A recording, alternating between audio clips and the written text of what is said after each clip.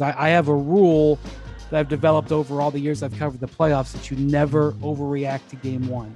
It takes discipline because there's so much excitement around series. Never overreact to game one. So let's not. Remember when Iverson and the Sixers beat up the Lakers in game one? Classic example. That is the seminal example, Marcus. Yeah.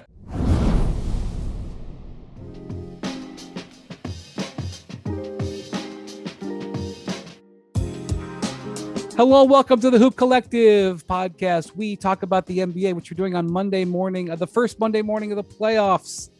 It's happening. Joining me from Austin, Texas, is the professor, Kirk Goldsberry. What's going on, Kirk?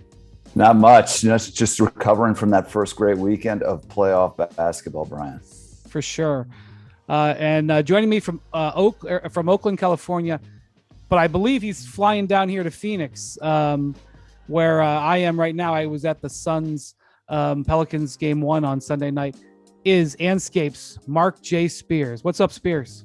Go Tigers. I saw him do that Longhorn thing. Go Tigers. That's right. It's an SEC action pretty soon here. I don't get really excited about games too much. I don't react too much. It's part of the nature of the business. It sort of roots it out of you. And you hear also the phrase, I was on the edge of my seat. People say that. Well, I was on the edge of my seat at the end of that first Celtics Nets game. And when that play happened, I didn't even know if it was a good basket for Jason Tatum. I had goosebumps, guys, goosebumps.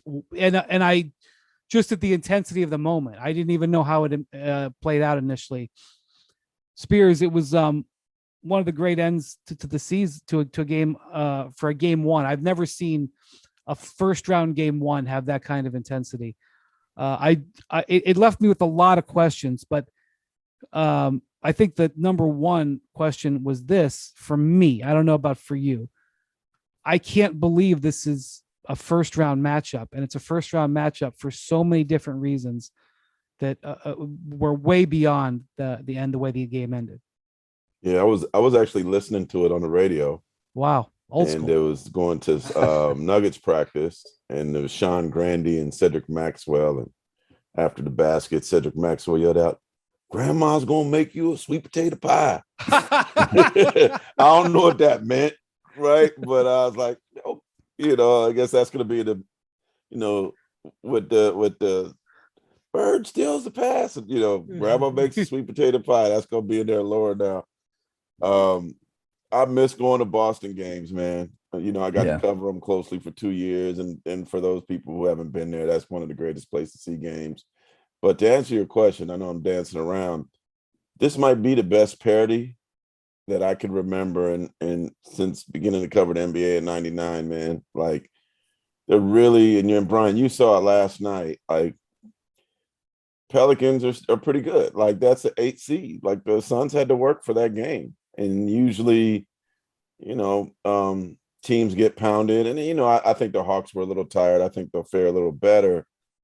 But, man, this is going to be a fight to the finals on both conferences because of that parity. And it's like I was watching this series at Brooklyn-Boston game. Like, this could be an Eastern Finals. And they're playing in the first round, which is kind of sad, right? But hey, they got some great teams in the other parts of the conference too. And that's why, I heard that people say, well, Kyrie triumphed, and this is where Kyrie's situation bit the Nets, is that you have a first round matchup like this. Thank you. That was where I was leading you. I wasn't going to say it for you, but that's where I was leading you. Because as mad as Kyrie is about the treatment of the fans, he like, I'm not going to defend the Boston fans. Trust me. I have been treated poorly by Boston fans. I mean, I've been treated well by Boston fans, but I have watched Boston fans obliterate players for years. Yeah. I mean, every time I tell this story, every time you come up from the subway at what's the North Station stop right there? Yeah. 365 days a year. Every time I was ever there, they had shirts on sale that said F Kobe and F LeBron. Those were on sale in November. You're Those were on right. sale in April. Hey, Oh, don't forget the F Jeter t-shirts. They were always a mainstay there as well. Right. Yeah. That was over at the Kendall at the Kendall stop on the Red Line. Well, Kirk, you have Boston roots too. You went to school there. So you know what the fans are like. But Kyrie has courted this treatment, and he has courted by his decision making. He has courted this matchup, like Spears just said. Yeah, it was like watching an old school Ric Flair performance there for a while. He had the crowd just where he wanted them. And you know what? I love what Spears says. The parity is there in the NBA right now. This thing is wide open, but it reminds me also of 2015 when my beloved Spurs had to play the Clippers in that first round series. And these two teams had no business being in a first round series together, probably two of the best teams in the West that year. These are the two hottest teams in the East right now. The Nets finally put it together at the end of the season. They came into the playoffs playing good defense, obviously playing great offense, and the Celtics were the only team better than them in the East, and they've been killing it since New Year's Day, as we all know. This did not feel like game one of round one. You add in all this intrigue about Kyrie being this ultimate villain in Boston, and that fan base being particularly sort of sensitive and ready to go with that exact kind of theme, a guy coming back to Boston and trying to do it. And man, Kyrie played one of the best games he's played in recent memory. That fourth quarter run, he scored 18 points in the fourth. The most points, Brian, that this dude's ever had in the fourth quarter in a playoff game. And he combined to score, I think, 23 or assist on 23 of the 29 Nets fourth quarter points. It wasn't until the very, very end when the Celtics kind of stole this game that the tables had turned on Kyrie. So it was an intense game, one of the most physical, most intense first round games I've ever seen. And I don't know if I can deal with six more of these guys. Jeez. I hope there's six. And that's the thing, like the many nuances of Kyrie were all there. Yeah. Because he was absolutely brilliant. His shot making and playmaking was just awesome. And so if you're a Nets fan, you're saying, oh, I am so glad he's on my team. It's all worth it. You know, this is a guy who's a difference-making player in the playoffs. He's worth his weight in platinum in a playoff setting. And those things are partially true, but he's out there causing problems for his own team by the way he's interacting with the fans. And yeah, they shouldn't be saying the stuff that they're saying to him, but that's Boston. Cutting the price of your wireless bill feels good, really good. Actually, it feels great. You should try it. So cut your bill by switching to Straight Talk Wireless, now offering our $45 Silver Unlimited plan. That's unlimited high-speed data and 5 gigabytes of hotspot for just $45 a month. Get nationwide 5G on America's largest, most dependable networks. So why pay a whole lot for your data when you can get unlimited for a whole lot less? The $45 Silver Unlimited plan from Straight Talk. Straight Talk Wireless. No contract, no compromise. At 60 gigabytes, we reserve the right to review your account for usage in violation of Straight Talk's terms and conditions. A month equals 30 days. See terms and conditions at straighttalk.com. 5G capable device required. Actual availability, coverage, and speed may vary. Of course that is. And he's inflaming it. He's stoking it.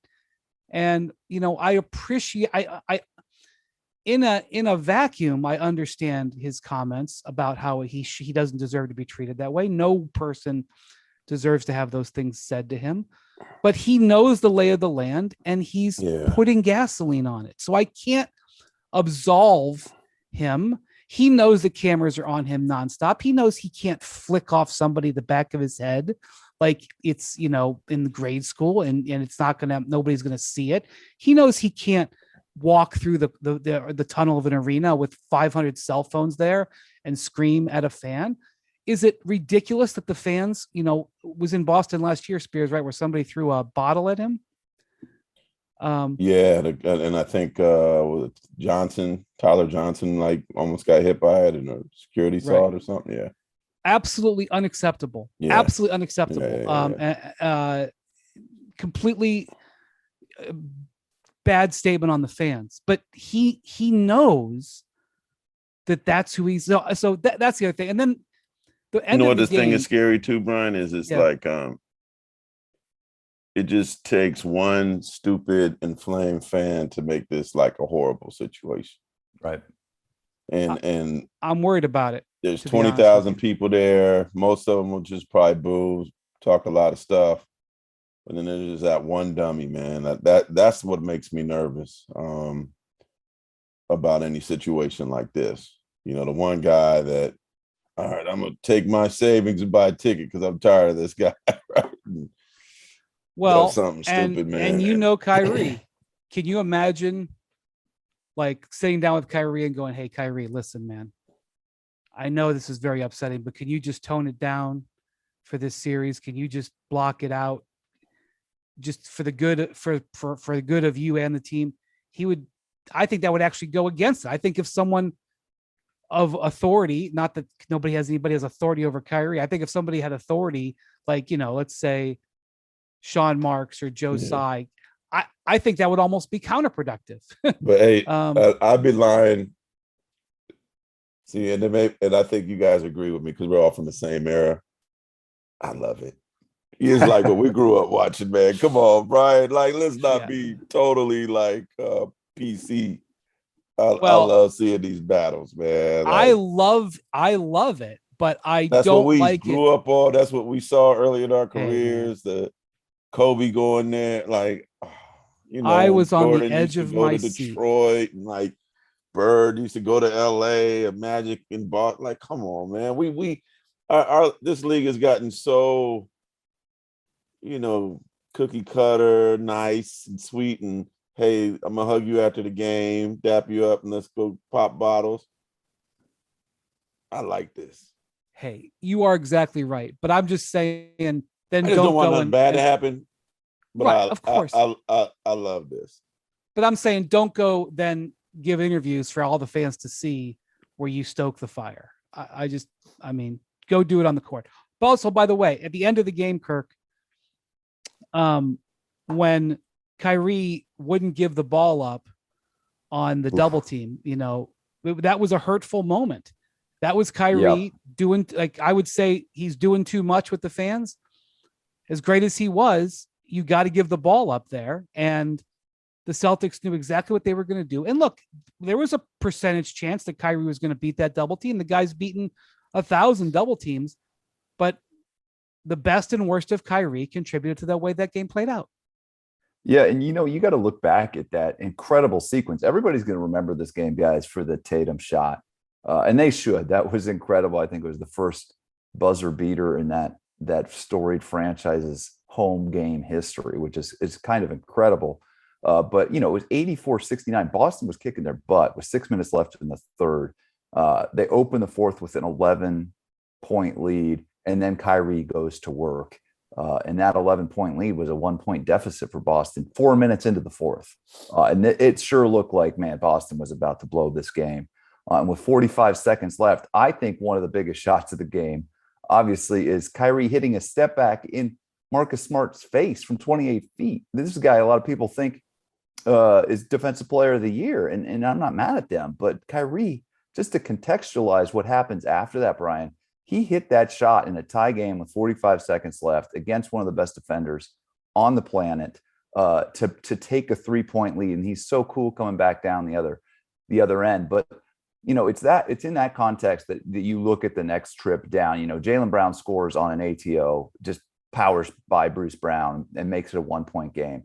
This is the possession you're talking about. It's a 1-point lead for Brooklyn. Kyrie, it's ISO all the way. He gets in trouble. Al Horford and Marcus double team around the right block, and it looks lost. And he finally gets the ball to Kevin with just a few seconds left on the shot clock. Kevin misses, and the rest is history. But maybe there was a better play for Kyrie in that last possession. maybe he could have hit the eject button a little earlier in the possession. I think that's what you're saying. Get Kevin the ball earlier rather than with just 3 seconds left on the shot clock. Kevin ends up taking a real tough three himself in Jason Tatum's grill and doesn't make it. And then, as I said, the rest is history. And Kyrie finds himself at the wrong place at the wrong time on the other end as Tatum makes that layup as time expires. Just a wonderful last minute for the Celtics. And I just say this, Brian, that win was obviously massive for Boston. But if they hadn't have won that game, it would have been devastating because they were the better team. Kevin did not play very well. And geez, they needed a last second home savior in that buzzer beater. If they had lost that game, it would have been brutal. And Brooklyn would be sitting here with a 1-0 lead, stealing that game on the road. So I think I'm gonna add to that, Kirk. Yeah. It's in the playoffs, man. You know, it's the first 1 to 4 wins. And so whether you win by 40 or you win by 1, like when you lose a game like that, God, that stings, man. That stings because the advantage that the Nets would have got, home court would have been in their favor. I mean, I'm sure they know either way that they could beat them, but that just makes the task even harder, like when you lose a game like that. So I'm sure for Durant, who didn't have the greatest of games, Kyrie probably thinks back to some of those plays. For Nash, like that one probably, those losses in the playoffs sting more than getting their butt kicked, right? Yeah. So, I mean, so Tuesday night is game 2. This pod's coming out on Tuesday morning. So tonight, the Nets get one of these. See, the thing about the Nets is they have this back end mystery of Simmons. Ah, that sound has to make you smile. It's the sound of another sale on Shopify, the all-in-one commerce platform to start, run, and grow your business. Shopify gives entrepreneurs the resources once reserved for big business, so upstarts, startups, and established businesses alike can sell everywhere, synchronize online and in-person sales, and effortlessly stay informed. Scaling your business is a journey of endless possibility. Shopify has the tools and resources that make it easy for any business to succeed, from down the street to around the globe. Reach customers online and across social networks with an ever-growing suite of channel integrations and apps, including Facebook, Instagram, TikTok, Pinterest, and more. Synchronize your online and in-person sales. Gain insights as you grow with detailed reporting of conversion rates, profit margins, and beyond. More than a store, Shopify grows with you. This is Possibility, powered by Shopify. So go to shopify.com/hoop, all lowercase, for a free 14-day trial and get full access to Shopify's entire suite of features. Grow your business with Shopify today. Go to shopify.com/hoop right now. Shopify.com/hoop. There is increasing signs that someone's going to try to play. It's not my back. I don't see him in practice. I think it's wild that a guy would play for the first time ever for a team in the playoffs. But everybody's saying has that happened? I don't remember it happening where the guy has played for the first time. I'm sorry. It could happen for a couple people this playoffs. Yeah. Yeah. I mean, first time ever in a team's uniform, not just playing for the whole season, but the first time. Debuting. That's history. So when that's crazy. The one time LeBron's last year in Cleveland, the first time around, they remember they had Shaq on the team. Shaq got hurt, and then the Cavs traded for Antoine Jameson. And in game 1 of the playoffs, which just showed you how they were stitching that team together. Game 1 of the playoffs, Shaq and Antoine Jameson played together for the first time. That was a big deal at the time because it was like, wow, how are they going to rush this together? But, you know, at least Shaq had played with those Cavs teammates. At least Jameson had played with those Cavs teammates to a certain degree. This guy, as far as I know, has never worn a Nets uniform, an actual game uniform, except for picture day.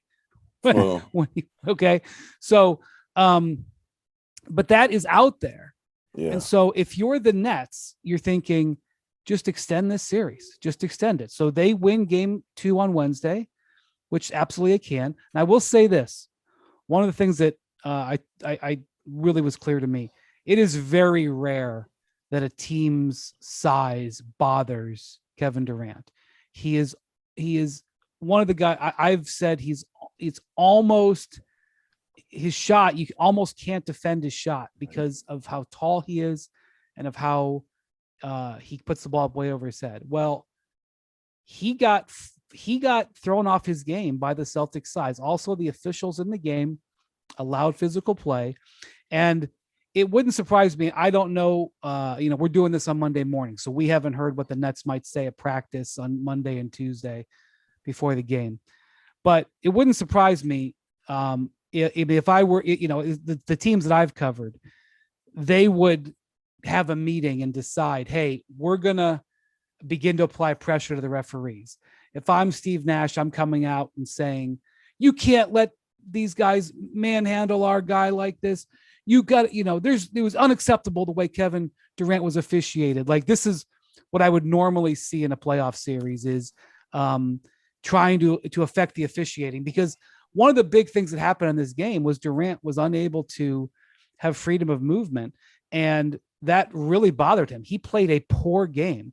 And at one point, Jason Tatum straight up blocked a shot head on, which I've almost never seen with Durant. So to me, Kirk, the takeaway from this game, other than the big moments that we may not see again, is the Celtics intend to be very rough with Durant, and they got the officiating to cooperate in game one. I don't know if it'll last. Yeah, I think so. As somebody who tried to game plan against Kevin in the playoffs for a few years, there's nothing you could do. And we had, in the Spurs era, we had Kawhi and Danny Green when they were both playing very, very high level on defense.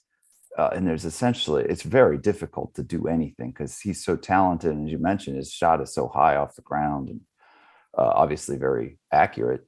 But I think this might be the single best defensive team that Kevin's had to play in the playoffs, in the sense of the matchups. Jason Tatum, Jaylen Brown, Marcus Smart. This is one of the greatest fleets of perimeter defenders that Kevin Durant has ever faced in a playoff series. This is the best defense in the NBA, Brian. This is nothing that you're just going to roll over. And Jason Tatum, he did play incredible defense. Go rewatch that last shot that if Kevin makes, we're having a very different conversation today. Jason is one of the few guys who has the instincts and the length to feel for where Kevin's trying to get there. And Kevin still got the shot off, but boy, that was a tough shot in a large part because Jason Tatum was right there with him. There's very few players that can get in Kevin's face and play that kind of defense. And beyond Jason, as I said, there's also Jaylen and Marcus Smart, a heck of a second and third choice there for the Celtics. This is one of the best defenses he's ever played in the playoffs. And he's going to still get 40. There's going to be a game where he gets 40. I promise you that. I'm not saying they're going to stop Kevin Durant, but Kevin's going to have a hard time doing what he normally does against this Celtics defense in this series. Hey, Brian, and I wanted to add this on, you're mentioning Ben Simmons, and I've heard the same things about games 3 and 4. I found it interesting in the box score, which is, it looked weird, but Blake Griffin and LaMarcus Aldridge both got DMPs. Mm-hmm. So that shows kind of how, small in a lot of ways that the Nets were going. So I'm really intrigued by how do you get Ben in now? In what way? What is his role? I assume he comes off the bench, right? But what do you want him to do? It's even as talented as he is and his ability to do all the things that he could do, has he even scrimmaged with them? This is hard. This is hard. I mean, I think it's crazy. Yeah. Even as much as Steph Curry has, played with the Warriors, they felt more comfortable, and he felt more comfortable coming off the bench in game 1 against Denver. So just trying to, I've been watching Jamal Murray, and he seems like he's close, and Porter told me he thinks he's day to day, but just to incorporate somebody now when the margin of error is very, very slim, right? Because you can't experiment. You got to win these games. You got to advance. That, I think that's really hard to do And good luck to the Nets coaching staff and figuring that out. Particularly in the context of this exact series. That's all I want to say, Brian. This is not Sixers Hawks. This is a different animal entirely. And for the exact kind of struggles that we've seen Ben have, to put him into a game in Boston in game 5 or game 7 or something like that, that's intense, man. Like, there are real questions for me, not only on the role fit and his basketball legs and his health, but his ability to rise up immediately, as you're saying, Marcus, in this exact series and contribute. Yeah, I mean, I think long term, I've said this before. I think Ben Simmons is center. I'm not saying he plays center against Joel Embiid for 35 minutes, but just in this game, imagine having Simmons out there instead of Claxton, and how it would have opened up some of the things they could have done. So, but yeah, short answer, we'll see. A lot more is going to happen in this series. I have a rule that I've developed over all the years I've covered the playoffs, that you never overreact to game 1. It takes discipline because there's so much excitement around series that it's, and I have seen, I think there's 2 series that come to mind where I did see game 1 and I go, oh, I can see this clearly. This is what's going to happen. One was when the Pacers upset the Knicks, the last time the Knicks ever won a playoff series, and they had the higher seed against the Pacers, the Paul George Pacers, like 2012 or 13. I saw game 1 in the Garden and said, no, the Pacers are going to win this series. And the other one was when the Orlando Magic upset the Cavs in the Eastern Conference Finals in 2009. I saw game 1 and said that I don't think the Cavs can defend this team, but never overreact to game 1. So let's not. Remember when Iverson and the Sixers beat up the Lakers in game 1? Classic example. That is the seminal example, Marcus. Yeah. All right. So think about, speaking of game 1 and not overreacting, Tuesday night we have game 2 in Memphis, Wolves Grizzlies. No. They say if you want to get to know a person, travel with them. The same is true for cars. That's why CarMax has reimagined the test drive with their new Love Your Car guarantee. CarMax will give you a 24-hour test drive before you buy. And after you buy, CarMax has you covered with a 30-day money-back guarantee up to 1,500 miles. So hit the road and really get to know your car with the new Love Your Car guarantee. Learn more at CarMax.com. CarMax. Car buying reimagined. Overreact. Not overreacting. Just gonna. No, I'm changing it for you. I'm overreacting. He's gonna go for it. I'm over. We just it's talked not even an overreaction. I saw this was a problem before. Boy, did I call this wrong. I thought Memphis would torch them. I know the matchups don't. I know they favor the Wolves to a certain extent, but I couldn't believe how much I was dead wrong about how this series was going to look already. You've been dead wrong on the Timberwolves for a while. I told you back on our old show, The Jump, I want to say in the spring, about a year and some change, and I love you like a brother. And I respect your basketball acumen. You've been around the game a long time. But I told you about these Timberwolves, Brian. I told you, I said they're going to be in the playoffs this year. You don't remember that. And you looked at me like I was crazy on national television. I'd have said you were crazy 3 months ago. And I not even a year ago, I thought you were crazy. Ant-Man is the truth. Yes, he is. He is the truth. He is like the, whew. Like, I know we're going crazy over a job, but I'm telling you, this kid Ant-Man is special. He is, man, I love watching him play. He's capable of dropping 30 on every given night. He's spectacular. And you got 3 guys that could give you 30 on every given night. And that's, to me, where I don't know if Memphis can handle, even with Ja, that firepower as a team. To me, this is a bad matchup. Mentally, it's like that Spider-Man meme where they're pointing at each other. You got 2 young teams fighting for the same thing. So Memphis is suddenly not the underdog. And now they got some real adversity. I'm wondering how they're going to handle this real adversity. And just as hungry as they are, so is Minnesota. They got the same chip on their shoulder. This is a horrible matchup for Memphis. I have not jumped on the bandwagon. I've been standing on the corner of Beale Street with some ribs and a beer. but I won't get on the bandwagon like everybody else. And I think I picked actually Memphis to win in 7, but my mind has been telling me to listen to me, and I wanted to take Minnesota in this series, and I believe Minnesota will end up winning. Respectfully, Ja Morant, who is amazing, but I just think this is exactly what the Grizzlies This is need. a good. Disrespect. I would have said this before Disrespect. Game 1. I'd have said this before Game 1. I'm telling you, man, Minnesota is a bad matchup for this Memphis club. I agree. And I think, the number that jumps off the page in Game 1 is the 130 points that Minnesota put up on this team, the Memphis Grizzlies. They're known for 2 or 3 things. Obviously, Ja Morant has incredible highlights, being so young and being so sort of edgy. But statistically, this is known as one of the best defenses in the NBA. And Anthony Edwards just went in there and put up 36, a very efficient 36. First playoff game, and looked like the best player in the series in Game 1. That could change, but Memphis needs to do something to adjust for that. And they have great coaches. But what else when I think about this Minnesota team, I think it was Towns and Russell's team sort of last year at some point.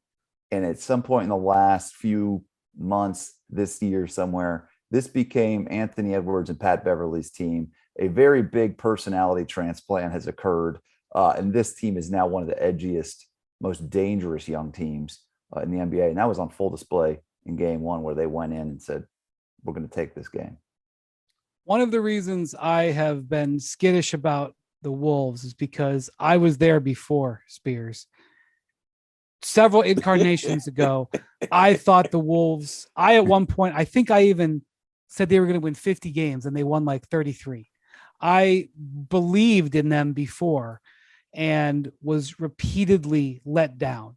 And the thing about them, they are dangerous, I agree, because Anthony Edwards can go off for 45 points at a moment's notice, but they have very high variance players. Yeah, D'Angelo Russell can hit 8 out of 12 shots. He can also hit 3 out of 12. Yeah, Malik Beasley can come off the bench and just be a microwave type player. He can also come off the bench and give you empty minutes. Yeah, Patrick Beverly can be a pest. There are other times when the matchup is bad where he gets rolled on defense. Yeah, Karl Anthony Towns is a tremendously talented player. There are times when he fades into the wallpaper, especially on the defensive end.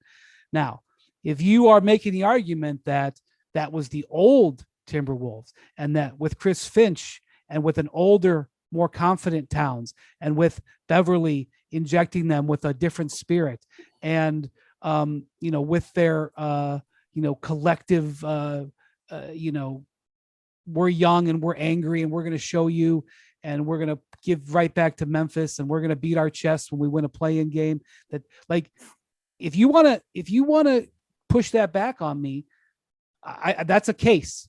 I just watched Memphis all year long. Yeah.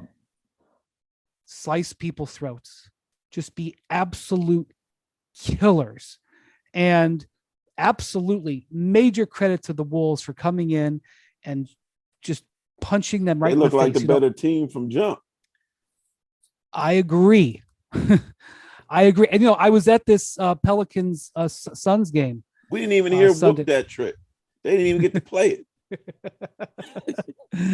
I know, and the Pelicans just had their best week in years. Like, they were all hyped up, ready to go. The Suns hadn't played in a week, and the Suns came out and were like, "Yeah, I just want to remind you that we're the best." Like, right out from the start, they just kicked them right in the gut, and that is an example of a team that's handles their business a little bit better maybe than Memphis. But they've done that more than Memphis has. So I'm going to credit that. And look, guys, we talk again in 10 days. You could shove this back in my face, right. But I still am a believer that the Grizzlies are going to handle them. But I don't think that's what it looks like to me. The X factor is the pest of all pests, Patrick Beverly. Can he be a nuisance to Ja? I saw it a little bit. And I'm like, Ja, don't bite. Don't bite, Ja. Don't bite. And I can see him start drawing back at him a little bit. The way to shut him up is to destroy him. Like I remember Luka doing Ja that. can. With all due respect to Pat Bev, I've spent some time of with course Bev. he can. I Of love course Bev. he can. Ja He can has, destroy but him. that's what he has to do. Like game 2 has to be a Ja game. He has to destroy him, show them who they are. Because once you destroy him, it kind of changes. Maybe he's still gonna be Pat, but Ja has to impose his will next game. But I'm telling you, and another thing that we don't talk about because we never talk about Minnesota is their length. Their length defensively, like they have positionless players. Like they got all this like bothersome length everywhere. Telling you, Brian. They were the 7th seed for a reason, Spears. They were the 7th seed because there were times they looked great and times when they looked awful. We might have to go get some wild rice soup and some walleye fish.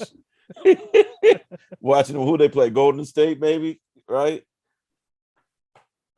Well, I mean, you're saying you think the Wolves are going to be the one playing Golden State. That's what I'm saying. It's not a far flight from you where you're at too. That's quicker flight for you. Man. I'm not disclosing the back cave in which you live, but I'm just saying. Well, Spears, these guys made are it. good, I man. made They're it. the future. Listen, I made that flight a lot of times and went up there and listened to Tibbs and listened to okay. Tibbs didn't have Ant-Man. I'm telling you, this kid is. No, He's the next one. I'm telling you. Get ready to see those number 1 jerseys everywhere. The same way Ja's amazing. They're going to be praising this kid like this after these playoffs. No, man. Look, I love the swagger that he plays with. It is great for the game. It is great for a place like Minnesota. I love I love the way he plays. I love the way he talks about the game. He's great, and they got ripped for taking him over LaMelo. They were trying to trade out of that pick. Gerson Rosas was trying to trade out of that pick up until draft night. He was trying to make a deal with Golden State to get his pick back. It's like really remarkably worked out. But I'll tell you what, Kirk, Spears and I mean, hopefully all the travel works out, but Spears and I are supposed to hang out here in Phoenix. I feel like this is going to be a topic of conversation later on. But I don't want to take a hard position against Minnesota. It's more of a position of me believing in Memphis, just to be clear. Yeah, and you have a lot of reason. They gave us a lot of reason to believe in them, but they need to demonstrate those reasons here in game 2. If Minnesota comes out and does what they did again, especially offensively, if Ant-Man, Marcus's favorite player in the NBA, comes out and puts up another game like he did in game 1, now we're going back to Minnesota. Now we have a problem. If there's a team that's facing a must win in game 2, and I am with you on the overreaction lessons, can't overreact to game 1. That said, game 2 is a big, big game for the Memphis Grizzlies. If they go down 0-2, go to Minnesota. That fan base hasn't had a moment like that in a very, very long time. Yeah. This could get it's 1999. Well said, and it's true in many ways. But yeah, I think this game 2 is the defense for the Memphis Grizzlies. Their signature thing all year has to do better, especially on Anthony Edwards. And somebody else besides Ja Morant's got to show up for Memphis on the other side, whether it's Jaren Jackson, Desmond Bane. Dylan Brooks actually played pretty well. Steven Adams, Brandon Clark. Steven Adams gave him nothing. Somebody's got to give him something in game 2 aside from Ja Morant. Because even if Ja goes for 40, how are they going to get to 120? That's a big question. So I think the biggest, if somebody has a must win here in game 2 of any team, it's the Memphis Grizzlies. Well, I will say this. Bontemps went to Minnesota to cover James Harden's first game as a Sixer. And the night before, the Grizzlies were in town. So he went to the Grizzlies Wolves game, whenever that was, mid to late February. And he came out of that game and he goes, you know what? So it's not just you, Spears. He's like, you know what? That's not a great matchup. And he said that to me last week, and I still was, hard believing that the Grizzlies were going to handle this series. Before we go, I just have to say a word here about Chris Paul. I know that this is the series I'm covering, so it's what I'm immersed in right now. And I'm not expecting this to be a series we discuss much, the challenges. Support for this podcast and the following message comes from Supercuts. Let's face it, life is busy. Between work and family and more work, our to-do lists have a way of getting longer instead of shorter. Luckily, Supercuts is here to make at least the haircut part of your life easy. Supercuts is perfect for people who need a haircut, but don't have a ton of time for a haircut. No more scouring the web for salons with availability. You can use the Supercuts app to find the location nearest to you and check in, or just walk in.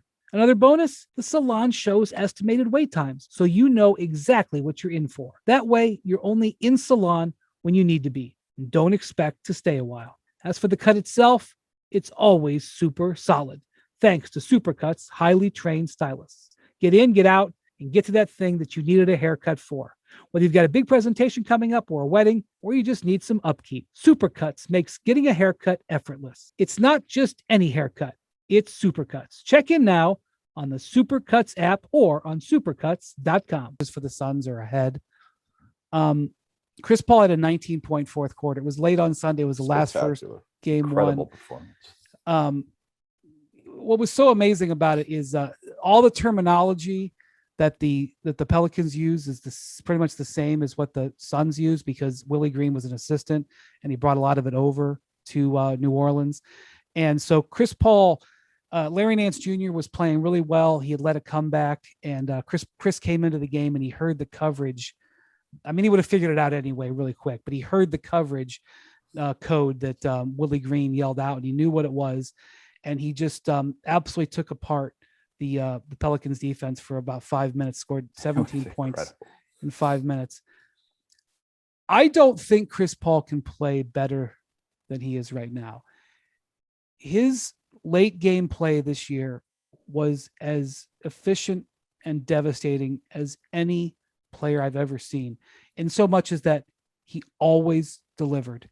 This is a man who shot 58% and had a 12-to-1 assist to turnover. I'm going to say that one more time. 58% and a 12-to-1 assist to turnover ratio in clutch time this season. And this game wasn't even clutch time. It was a 6-point game with like 11 minutes to go, but he ended the game there. Yep. And Chris Paul can't take a game like LeBron can. He can't take a game like Durant can. He can't even really, there's certain even things even compared to Tatum, because just his size, basketball is a game of size. But he has never played better, Spears. I don't see how he can play better. And his focus is on a razor's edge. And I think we're going to see, if he can stay healthy, a special 2 months here from Chris Paul. I don't know if it's going to be enough, but he served notice again in this one. You remind me of that old man in the park, pickup ball back in the day, man. Just not the tallest, not the fastest, not the most athletic, but his basketball IQ is spectacular.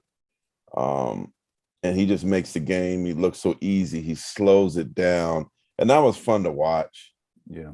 That was fun. I mean, I've appreciated his whole career, and he's had so many like what if moments because of injuries during his entire career. And he even had remember he missed a week because of COVID last season, and he was hurt during the finals. So there's so many things you could talk about. He's due for that moment, right? He seems due for that moment. He has a team that's now they've been to the finals. They got an MVP candidate who should have been an MVP candidate on their team, and they know each other now. This is certainly a much more dangerous team than before, and I I've often wondered, like, if Chris got that championship moment, what would that be like for him and his family? I remember last year when he made it to the finals, and his brother CJ is like his right-hand guy.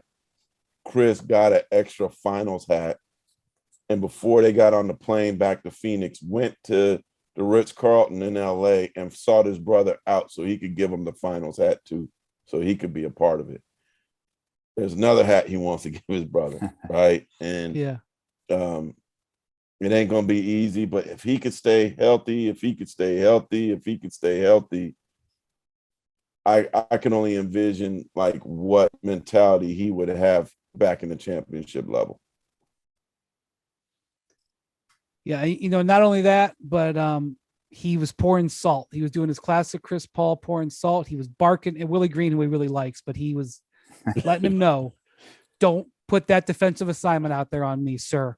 And then in the classic moment, Jose Alvarado, who's one of the best stories of the NBA right now, they put Alvarado on him. It got to the point where they just were trying everything, or maybe it was a switch, but he took Alvarado down, made a jumper over him, like about an 8-footer.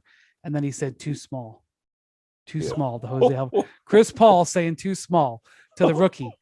Hey man, you may be doing great and everything's going good, but don't you forget, this is my court. And you are too great story. small. It's cute. Yeah, the Pelicans could use Lonzo Ball or Drew Holiday in that stretch last night. I can tell you that, because they wanted to make that game interesting in that. Well, stretch. they had Herb Jones. Herb Jones, and Chris Paul was like, no. If you're going to defend me this way, I'm going to make sure I got Larry Nance on me, and I'm going to do it 8 times in a row. And I'm sorry, but I'm going to kill you. It was an absolute clinic. Sorry. It was an absolute clinic. It was like watching Tom Brady or something run the 2-minute drill, just hitting everything, reading everything, executing everything. And the dude has played point guard for 40,000 minutes now. And wow. he is a grandmaster, man. This guy decodes and defeats every defensive coverage. And yesterday, right when the Pelicans wanted to make that game interesting, Chris had different ideas. He's like, "No, let's get this. Let's end this game." And he went out and won it. 30, 10, and 7 yesterday. Pretty good. All right, Spears, get on that airplane, get down here to Phoenix. Thank you, Kirk. Thank you for listening to Hoop Collective. We'll talk to you guys later this week. Ant-Man. Remember that.